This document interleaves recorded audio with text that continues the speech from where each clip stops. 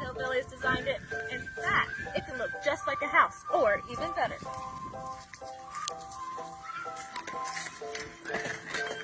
We have a full-size bed with zippered bedding for easy bed making, gorgeous wall sconces all the way from Turkey, and 3 huge drawers for all of your socks and undies. We have a custom-made oak table that fits perfectly in this space, a Samsung frame TV complete with a picture light over it so that no one will believe that it is not art. This kitchen might be small, but she is like nothing we have ever seen. She has custom cabinetry, turtle cheesecake countertops, touchless faucet, all new appliances, and hand-carved corbels all the way from Turkey. Now this bathroom isn't just a loo, it's a work of art.